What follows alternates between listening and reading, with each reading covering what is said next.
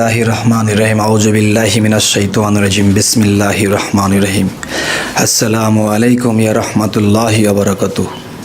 হে জগতবাসী, আজকে আপনাদের সামনে উপস্থিত হইলাম সিয়াম সাধনার মাস, এই রোজার মাসে আপনাদের সামনে হাজির হইলাম। সেই কথাগুলো বলবো রোজা সম্পর্কিত।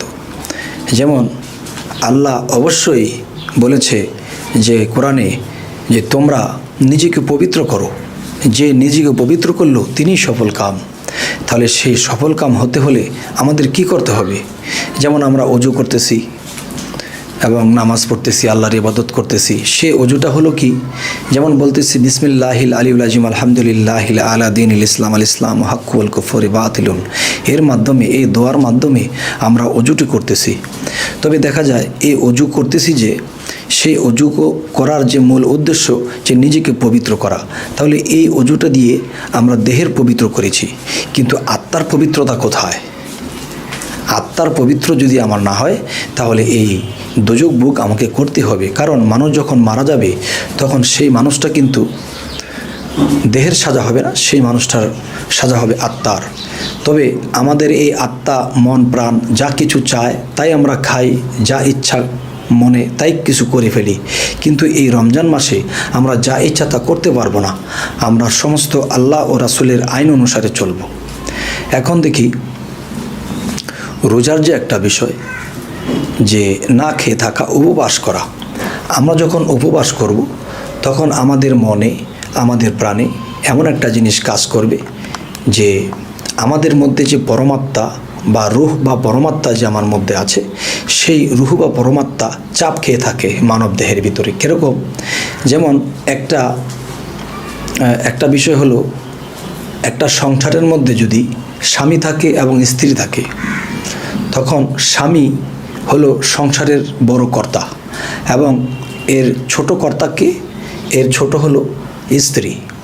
এখন দেখা গেছে যে সেই স্ত্রী এবং স্বামী তারা ফ্যামিলির মধ্যে ছেলে মেয়েদের কাছে সবার চেয়ে দামি।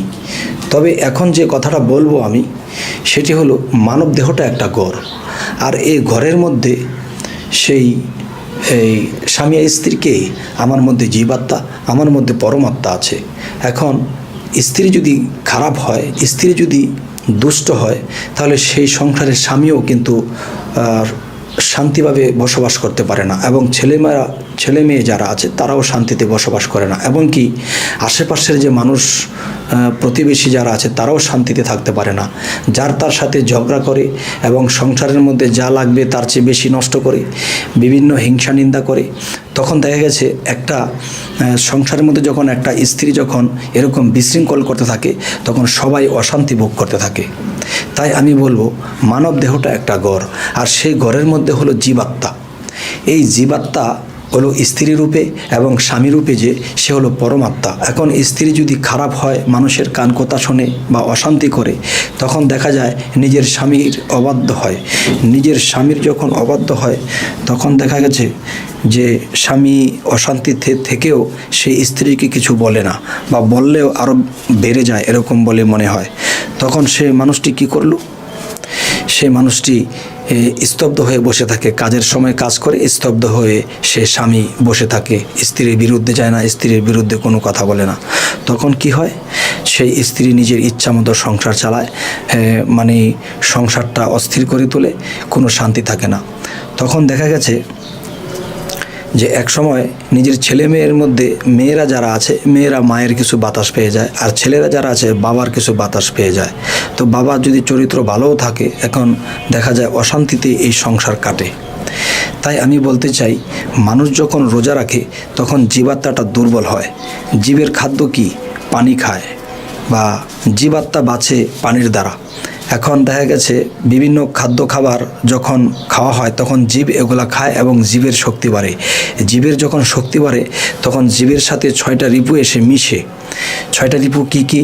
কাম, ক্রোধ, লোভ, মোহ, মায়া, মাৎসর্য।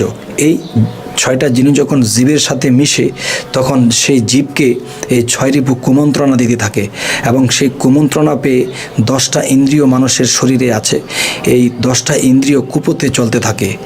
তখন দেখা যায় এই দেহরাজ্যের ভিতরে বা এই দেহগড়ের ভিতরে যে ছয় রিপুর কথায় মন চলে এবং মনের কথায় যখন সেই জীবাত্মাটা চলতে থাকে তখন এই সংসারে বিশৃঙ্খলা দেখা যায়। আল্লাহ খোদার নাম নেই, হিংসা নিন্দা করে, এই সেই করে। তো আমি বলতে চাই যে আল্লাহ যে এই রোজা রাখার কথা বলেছে, এই রোজা যারা করবে তারা কোনো একদিন দেখা যায় যে এই জীবাত্মাটা দুর্বল হতে হতে 6টা রিপু দুর্বল হতে হতে 10টা ইন্দ্রিয় যখন দুর্বল হতে থাকে, দুর্বল হতে হতে হতে হতে এমন একটা পর্যায়ে চলে যায়, তখন দেখা যায় কি যে সেই জীবাত্মাটা আস্তে আস্তে সোজা হতে থাকে এবং সে কুপথে চলে না, সুপথে চলতে থাকে। তখন আস্তে আস্তে আস্তে আস্তে দেখা যায় 10টা ইন্দ্রিয় আর লড়তে চড়তে পারে না এবং 6টা রিপু আর কুবুদ্ধি দিলেও কাজ হয় না।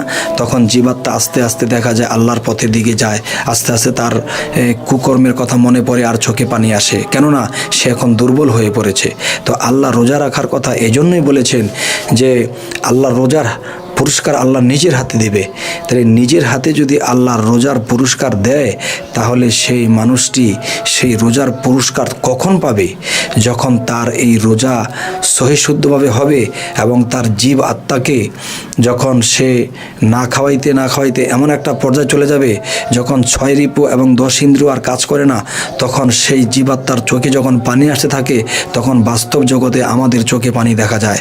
তখন দেখা যায় সেই পানি পড়তে পড়তে পড়তে পড়তে এমন এক পর্যায়ে চলে যায়, তখন আল্লাহ বলেছে, আল্লাহও তার প্রেম দেখে, তার ভালোবাসা দেখে, তার আকুতি মিনতি দেখে তখন আল্লাহ যে কাহারু হয়েছিল, আল্লাহ আস্তে আস্তে সেই কাহারু ভাবটা কমে গেছে।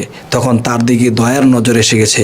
যখন আল্লাহর দয়ার নজর এসে গেছে, তখন রোজার শেষের দিকে আল্লাহ কোনো একদিন কোনো একটা বিষয়ে যে কোনো উসিলায় তাকে আল্লাহ রুহানিভাবে তাকে পুরস্কার দান করবেন। তবে কেউ এই পুরস্কার পেয়ে বুঝতে পারে, আবার কেউ বুঝতে পারে না। এই জন্য বলি, মানুষ যখন সাধনা করবে, সেই সাধনাগুলো করতে করতে করতে করতে একটা সময় দেখা যাবে যে সেই মানুষটি আল্লাহর পুরস্কার যে কিভাবে দেয় তা দেখে বুঝে নেবে।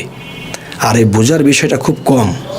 তাই আমি বলবো, এই পৃথিবীতে আমরা এসেছি, যতদিন বাঁচি আমরা শুধু রোজার মাসেই কেন রোজা রাখবো, আমরা অন্য অন্য সময়ে উপবাস করব, রোজা রাখবো আল্লাহর স্মরণে এবং চোখের পানি বেশি বেশি ঝরাবো। তাহলে আল্লাহর অবশ্যই মায়া হবে, আল্লাহর অবশ্যই দয়া হবে। তাই আজকে যে কথাটি বলেছি, এই কথাগুলো বলার উদ্দেশ্য হলো, আমার আজকের এই কথাগুলো, আজকের এই বয়ানগুলো আপনারা শুনে যদি রোজাগুলো সহিশুদ্ধভাবে করতে পারেন, তাহলে আমার জীবন ধন্য হবে। আমি কি পাবো আমি জানি না, আমার কিছু পাওয়ার দরকার নেই। যদি আমার এই কথাগুলো শুনে কেউ সুপথে আসে, কেউ যদি সবগুলো রোজা ঠিকমতো করে, তবে দেখা যাবে যে তার জীবন ধন্য হবে। এবং আমি যে বলেছি, আমার কথায় যদি কেউ মেনে এই রোজাগুলো সহিশুদ্ধভাবে করে, তাহলে আমার জীবনও ধন্য হবে। আল্লাহর কাছে আমি বলতে পারবো যে আল্লাহ, আমার এই কথাগুলো শুনে একজন মানুষ তোমার দিকে অগ্রসর হয়েছে, তার ভিতরে যে প্রত্যেকটা মানুষের মধ্যে শয়তান আছে, সেই শয়তানকে দুর্বল করেছে, এবং সেই শয়তান যখন দুর্বল হয়েছে, তাহলে আল্লাহ সেই রাসূল রূপে সাক্ষাৎ দেবেন। আর সেই সাক্ষাতেরই আরেক নাম হলো মেরাজ। তাই বলি, আমার এই কথাগুলো যদি আপনাদের ভালো লাগে, তাহলে আশা করব ইনশাল্লাহ আপনারা আমাদের এই চ্যানেলটিতে আরও বহু ভিডিও আছে, বহু আলোচনা আছে। যদি আপনারা চান যে আমরা সেই আলোচনাগুলো শুনব, তাহলে আমাদের এই চ্যানেলটি সাবস্ক্রাইব করুন। এর মাধ্যমে আপনারা আমাদের বাকি ভিডিওগুলো পেয়ে যাবেন ইনশাল্লাহ। আজ এই বলেই রাখছি, সকলেই ভালো থাকবেন। আল্লাহ হাফেজ।